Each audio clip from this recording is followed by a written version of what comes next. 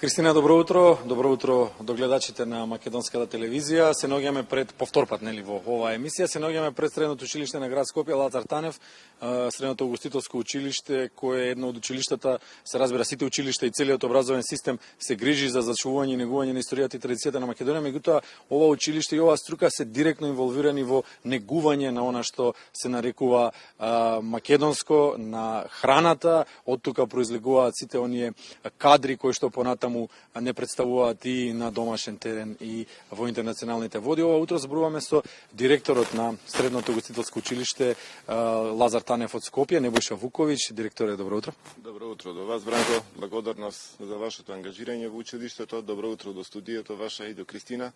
А особено голем поздрав до нашите ученици кои утре почнуваат со настава. Ден пред почетокот на учебната година, дали Лазар Танев училиштето е задоволно од одзивот на учениците, од уписот, од она што се случуваше на крајот на, би рекле, на минатата школска година и пред почетокот на ова? Па, ние цела година работевме на тој упис. Значи, вие благодарност за вас што еве не следевте во тек на целата година. Уписот заврши добро за нас. Значи, го покачивме процентот на запишани ученици некаде за 20%.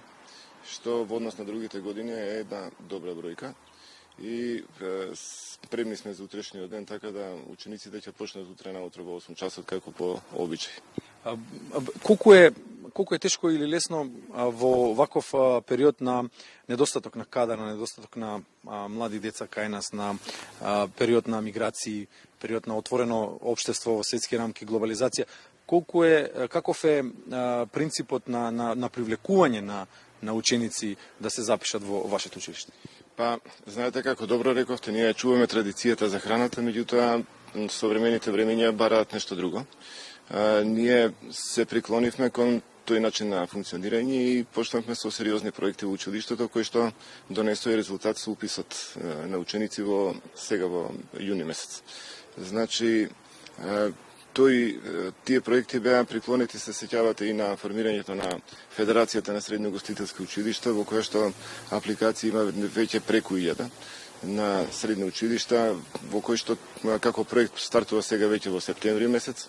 Формиравме менториран клас, па направивме вертикална поврзаност меѓу основното образование и високото образование. Само да потсетам, тој менториран клас работи во соработка со универзитетите во Македонија, по основ на договори и меморандуми за соработка, така да многу од тие работи донесоа интерес кај учениците. Сега, со миграцијата, нормално дека тоа си има некаков ефект, меѓутоа ние го надминавме. Мислам дека го надминавме и веќе имаме резултати. Можеме ли да го пополниме капацитетот на кадар што е потребен прво кај нас, бидејќи би требало ова средно училиште да работи за потребите на Македонија, на домашниот пазар? Задоволувате ли критериуми? Имате ли комуникација со субјектите кои што функционираат во оваа сфера од која што вие ги градите кадрите?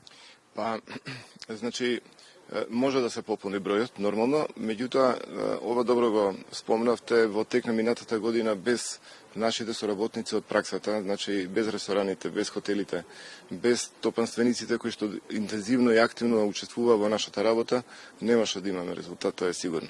Значи, поврзани сме постојано со нив, со рестораните и со хотелите, со целото угостителство и туризам во Македонија, работиме по основ на праксата. Тие ни возвраќаат со идеи и желби и можности кои што ние ги побаруваме, а они ги исполнуваат. Така да мислам дека тоа меѓусебно заедничко работење даде резултат. И сега во оваа спрега задоволни ли се и двете страни, и учениците, и хотелиерите, рестораните и слично? Во текот на летниот период сигурно имало часови по практична настава или волонтирање некаде или работење за хонорар, како и да е. Ова е време во кое што се е отворено. Учениците според програмата, според наставната програма имаат феријална пракса во тек на летото. Феријалната пракса се изведува 30 дена во тек на летото за сите ученици од сите струки. По основ на она организирање на проекти, оваа година повторно се појавивме на меѓународниот пазар, па имавме некаде околу 30 ученици во Словенија на практична настава. Ширум низ Републиката имавме исто така ученици кои што извршува практична настава во хотелите и во рестораните. и тука во Скопје. Секако дека бројот на ученици овдека не е доволен во однос на бројот на објекти, меѓутоа имаме меѓусебно разбирање, па таа координација некако ја правиме меѓусебно и до сега немало проблеми. Од квалитетот на услугата на учениците, претпоставуваме задоволни се сите субјекти, каде што учениците биле? Угостителските објекти имаат разбирање дека станува збор за позиција ученик. Меѓутоа, морам да кажам дека завршните години, завршните класови во училиштето, тоа се веќе добро исковани угостители кои што веќе може да покријат и добар дел од професионалното работење, затоа и имаме така добра соработка со објектите. Ви кажав уште едно, значи, дури во Словенија имавме оваа година 30 на деца кои што се вратија сега пред некој ден и кои што донесоа добри впечатоци. Словенците побараат продолжување на договорот и за другата година. Ова се вратија особено ни се допаѓа. Децата треба да ни се вратат дома. А ја споменавте Балканската асоциација на средни училишта, ја најавивме, ја презентиравме, имавме гости на Македонската телевизија од соседна Србија. До каде е стигната соработката меѓу училиштата? Не е тоа го надминува регионот. Може би ќе се претвори, веќе се претвори во глобално движење. Па на оснимањето дојдовме до Азербејџан на истокот, а на запад имавме среќа за добра соработка со францускиот институт во Скопје, кој што не поврза директно со француските училишта и целата француска асоциација веќе пројави интерес за соработка со нашата асоциација. Врз основа на оваа федерација на угостителски училишта сега учествувавме на подготвување на скара во Лесковац, па нашите ученици освоија второ место. Значи, таму имаше учество од 4-5 држави, бројот на училиште е малце поголем и освоија второ место, што зборува дека сме добри на меѓународен пазар. Во септември месец треба да почне и размената на професори. Тоа би значило дека на неколку дена во исти позиции на предавања би дошле професори од овие држави кои што се учесници на федерацијата, нашите би оделе на нивно место во исто време. Какви се искуствата што ги црпиме од регионот и пошироко? Парираме ли со квалитет, со напредок, со задоволување на потребите што ги бара современото угостителство? Во училиштето најнапред имаме квалитетен кадар кој што ги исполнува сите меѓународни стандарди. Никогаш не сме се довеле во ситуација да се запрашаме дали смееме да одиме некаде надвор или не. И сега каде што сме се појавиле на меѓународен терен, сега сме донеле резултати. Така да никогаш ова нема да се смени, може само да го напредиме ово работење.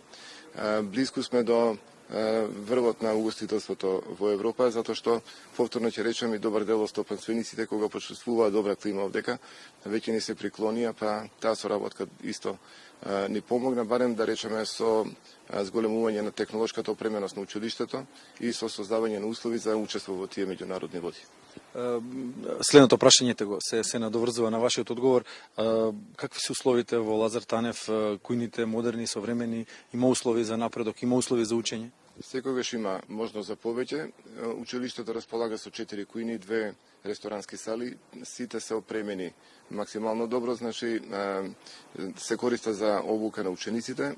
Учениците работат овдека како во реални услови на работење, значи имаат вежби, да речеме кога имаат готварство, тогаш во време на часовите по готвење баш готват. Значи не е тоа импровизација, туку си имаат реални услови, имаат материјали, имаат технологија и може да учествуваат во тоа производство.